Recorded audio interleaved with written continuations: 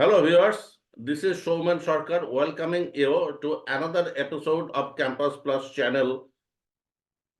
In the very beginning, it was decided that the purpose of this channel is to assist youth in their quest for knowledge and skill development to survive in the competitive world. Keeping that in view, we are making episodes in the last episode, we have discussed professional skills, qualification, and employability with Dr. Sukumar Roy, who is a scientist and a nanotechnologist and was working in the central public sector giant Bharat Heavy Electricals Limited in top position in the designing and R&D wing. His academic and professional details have been given in the last episode, and interested viewers may watch it again. Today, Sukumar Roy will again speak to us on another aspect of the same issue and is captioned Preparation for R&D, Technical and General Nature of Job. Embarking on a career in technical research and development, R&D or general nature job requires meticulous preparation and strategic approach. Whether the aspirants are delving scientific innovation or embracing the dynamic landscape of multifaceted role, certain key points can significantly enhance their journey towards success. Dr. Roy will share his thought on this. Before I go on bringing up the issues, let us listen to Dr. Roy's initial words on that first. Dr. Roy. Yeah, thank you, Mr. Shamin Sarkar, for inviting me in this channel of Campus Plus. And definitely, I'm going to share my experiences and my personal views on this subject. Now, the first thing it comes when you talk about technical services, research and development, what is called R&D. Before we go on, let us just first define in a few words what are R&D, what are non-R&D, and what are this general or technical. Just few words so that people can follow you.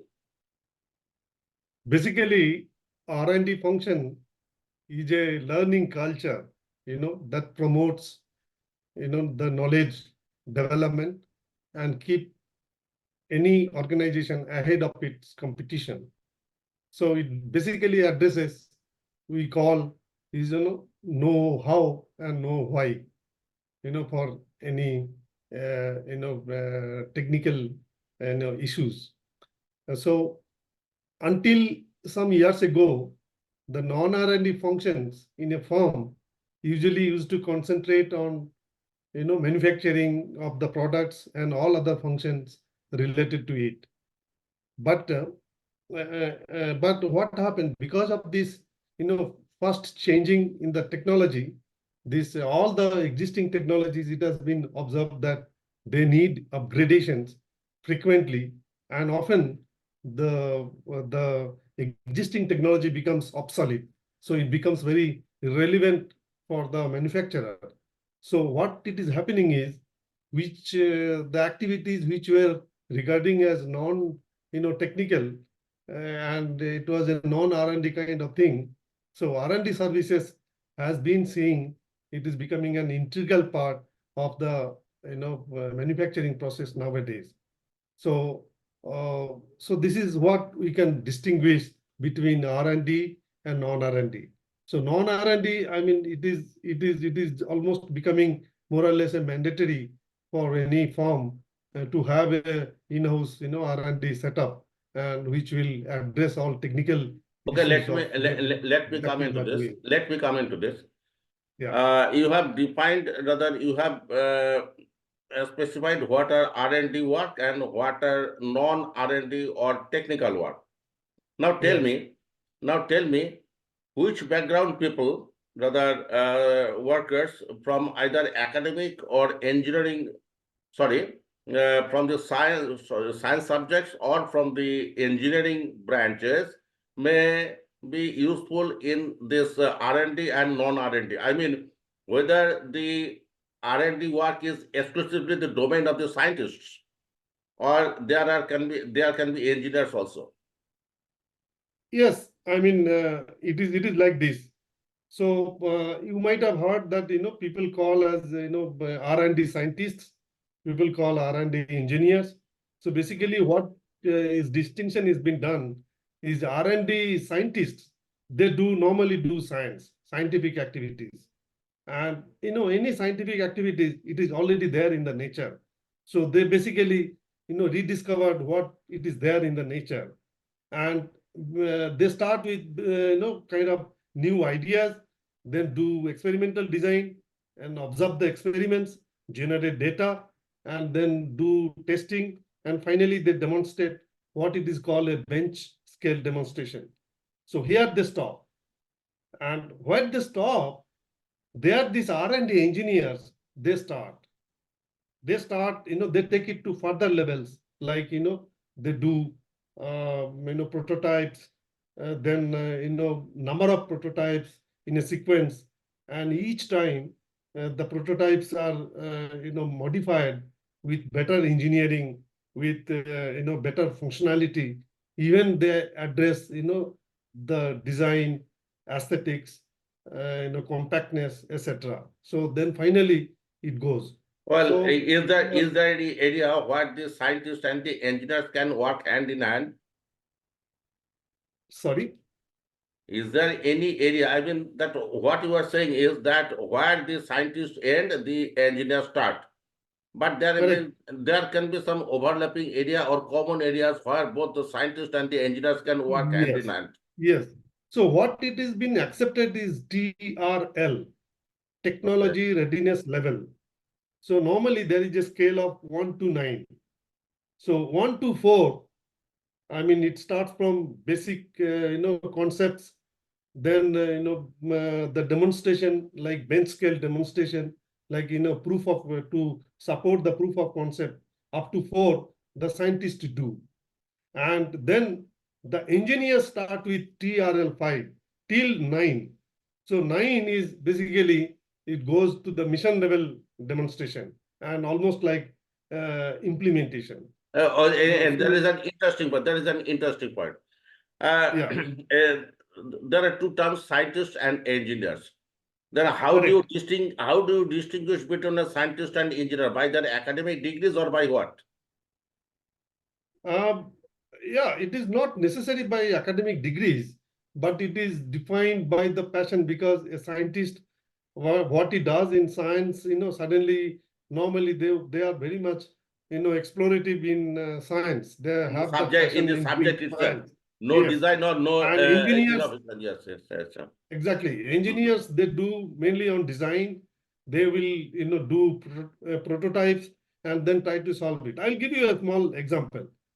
Let's say today, fusion rocket. Let's say fusion rocket, which is, thought to be like, 5 lakh kilometer per hour. That kind of, rocket, that kind of speed, they are visualizing. Now, the physics of the fusion rocket, the science of it is already known, because the fusion reaction, what the energy we get from our star, sun, and other stars, by this fusion reaction.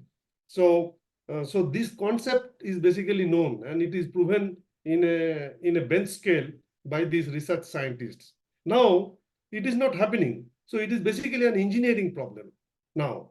So definitely So engineers it is a come together. very interesting example you have Yes, given. This ISRO or the yes, NASA. So these yes, are the two yes. areas where the engineers and the scientists are working hand in hand, and actually for the common goal, and at the Exactly. same time, Ex- and under the Exactly. same roof.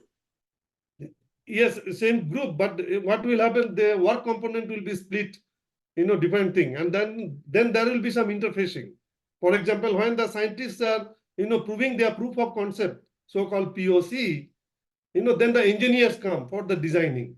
How to design, how to scale up this, because scientists do in a small scale, lab scale demonstration. So something like TRL4, up to TRL4. And when they're doing it at TRL4, the engineers come into in this developmental interface, and then they further work on mainly the design and then the scale up until they demonstrate it at TRL9, which is basically the mission level demonstration, and then further it goes in the product level, in a commercialization level. Actually, So there is a term skill. Now I know, yes, rather we all know that scientists do not supposed to have any such skills that the engineers yeah, may have.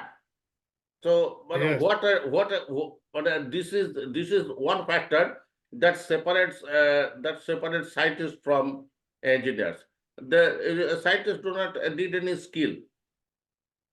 yeah. First, I would say, like R&D research, the part of research which is involves science.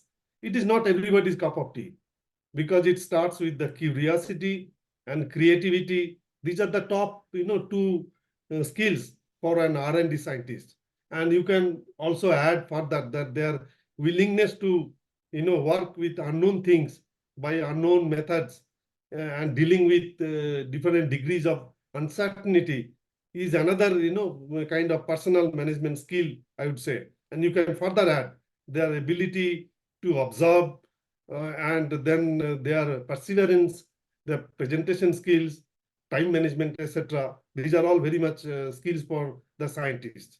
And this, I would say, in non-technical field, this more of general skill, like personal management skill.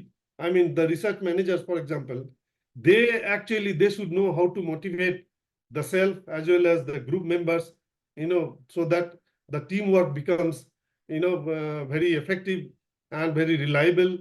And but again, coming back to the skills for an R&D engineers, they will be involved mainly on design. The design is extremely important. So design skill is one of the, that is, it is not existing, but they perceive that this could be the design, and they do different trial and error, taking the cue from the Well, R&D scientists. there are so many things to discuss, so we'll have to just Yes, move from one topic to another. Now, just yeah. tell me, what are the skills of engineers that separate them from the general skills? General Uh, skills. yes, I would say general skill is like, I would say how to motivate the self in all circumstances, and skills for the teamwork and your resilience, then the making all reliable results. These are the general skills. And R&D skills, as I said, be it scientist or engineer, they should be very much curious, and also they must be creative, and they must be kind of prudence, and they should know how to deal with uncertainties, how to deal with unknown things, and still don't get demotivated. Still the work has to go on. Like, yeah. Mm-hmm. So So just tell me, what are the requirements for unique skills? What are the requirements of unique skills that an R&D engineer must have, and that separates him from the general? Suppose there are students or people coming from different streams, but engineers, they are given the overall charges. That overall charges require something special that's separate from the rest of the bunch. So I yeah, am just asking you that what makes the engineer different from others?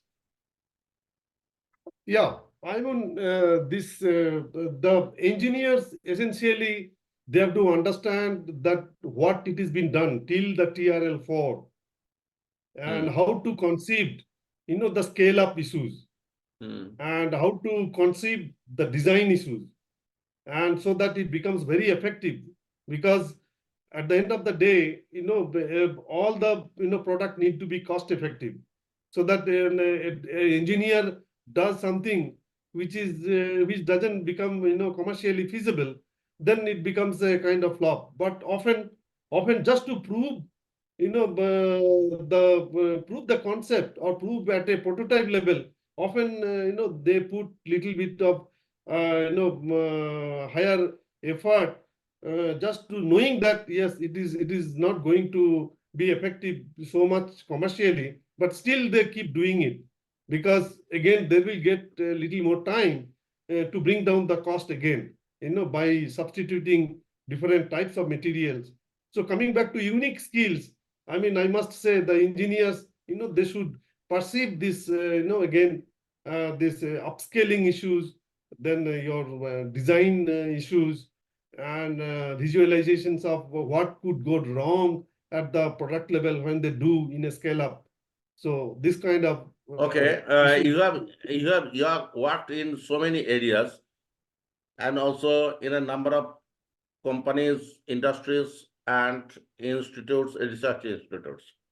Now, Yes. out of your experience, can you just throw light on which side is more rewarding, the R&D side or non-R&D side? Yeah. Frankly, I must acknowledge that, this R&D has not become so much rewarding so far. But now, in a first changing, scenario of technology, and at a time when in-house R&D is becoming almost mandatory, so R&D professionals, they are in any firm, they are getting better recognitions today. And this landscape is changing pretty fast. And then, most of the companies are, this is another problem, that, most of the companies, they are also perceiving threats about the sustainability of their products and acceptability and reliability of their future products. So overall, to be with your business competence, In I mean, do the you have firms any are, do you have firms any are idea? Do you have any yes, idea? firms are realizing that they need to strengthen the core R&D culture. So R&D even I would culture, say, R&D culture, I mean that there is something called, that is one thing called work culture, and there is also called this, what should I say, suppose this R&D people, mm, in every industry, there may be some R&D people, not every, mm, but in few, particularly in India, the expenditure on R&D side is really low compared to the rest of the world, I mean, Western world. yeah, Now tell yeah, me, it is what around is the anywhere up budget? to 5%. What are the budget apportionings in these companies or even in the governments, Yeah. R&D and of the total budget layout? How much? Uh, See, I would say like this, just as a thumb rule, this India, it is almost globally, it is seventh, top being US and China, Japan, and even South Korea. South Korea is also ahead of us. So with the country as a whole, the spending of R&D, and as a corporation, corporate wise, I think corporations, they spend up to 5%, but in some areas like nowadays 5% is huge. biotechnology, 5% is huge. 5% of their turnover, 5% of their turnover.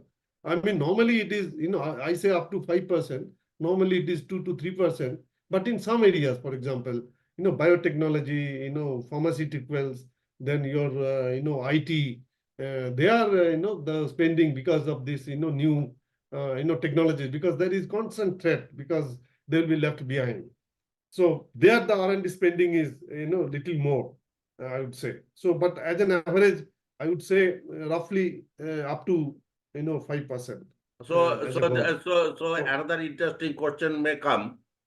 They mm, pass out from colleges who have some, say, degrees in physics or chemistry or things like that, and they pass out mm, from engineering college. Now, yeah. seeing this scenario, what should be their natural choices, that whether they will go for R&D side or non-R&D side? Will money be the motivating factor, or will be the work, and how they will distinguish that they're better in this or better in that? So I must say that everything is a challenging today. Everything is challenging today. So one should do, one should know actually what he can do better and what he cannot do better. So that way, So it is that way it will the be left to candidate will. luck. It will be left to luck that what breaks out on him, that is his destiny, or there must be some way that he is properly placed.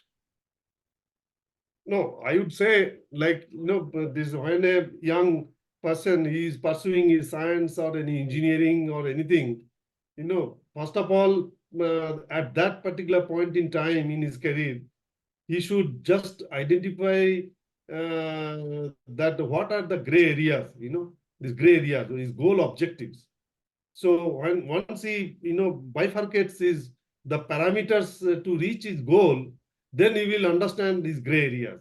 So the idea is that these gray areas, when he or she identifies, then that aspirant comes to know, yes, what are the new skills he has to need, what is that he has to strengthen. For example, anybody has decided, see, first of all, before choosing it, he should know that, okay, is he creative, or whether the person is curious, for they know why, how, all these questions. The same story, I think in Mahabharata, it has been, the task is the same. All the brothers were called and they saw, different things. Only Arjuna saw not even the bird, it is the eye of the bird. So precisely so. So R&D, again I say, it is not the cup of tea for everybody. So the candidates, irrespective of the background, they must have this passion and they must be curious. They should be creative. They should ask questions, why, how, all these kinds of things. But there may not be any answer. The answers will be coming. Then even I would say a diploma graduate, for example. A diploma graduate is doing something with a machine. And for years together, months, years together, he does the same thing with the same machine, but he never thinks, Unfortunately, can there be? Uh, Zoom is sending warning that you have only few okay, minutes left. So I have to okay, cover one or two things more. Just yes. you are saying that they should do this or they should do that, but all are not equally motivated. They need some outside support also, and here comes the role of mentors or the networking. That will drag him to the proper. That will put him in the proper track. So Yeah. in India or anywhere, how is this condition? That whether the pass outs get proper guidance or how they can get proper guidance? In a Uh, short, give a short I answer, would please, say, because I have to cover one yes, more thing. I would say the awareness and awareness. They need to do, this intellectual property right, studies, and they need to find a suitable collaborator where they can learn it more. I mean, once, so they should visit, different, the symposiums and conferences, seminars, and develop the contacts. And they should have this professional enrollment in different professional societies and different professional bodies that can help, seniors to mentor them to, narrow down their career Okay. I choice. understand. I understand. Yes. Now you have both. You have experience in both private and public sector. May not be private, but are the channels the same, or the recruitment process the same? Where real talents are taken for proper places. Say, what happens in public sector, does that happen in private sector also? How they are picked up? Is it like the networking, or there is a talent search? How Yeah, this? because still in our country, I would say by and large, this all these public sectors or government organizations, they have a well, structure, and similar thing also there in private sectors as well. But private sector has better flexibility, Actually, they to have accommodate everyone. people are taking membership in LinkedIn and they are getting exposure. They are getting Exactly. guidance. But Exactly. that may not work in public sector. Yes, public sector, because it is a very structured, form, Yes, and it yes, does not yes. change much. It does not change much. So they have to come through a particular, process of recruitment and selection procedures, etc. Despite whatever, whoever they are, but it may not so much. Private sector will have that different kind of flexibility. They can actually, have better opportunities to accommodate. If they find that yes, they could be useful, they can accommodate such talents.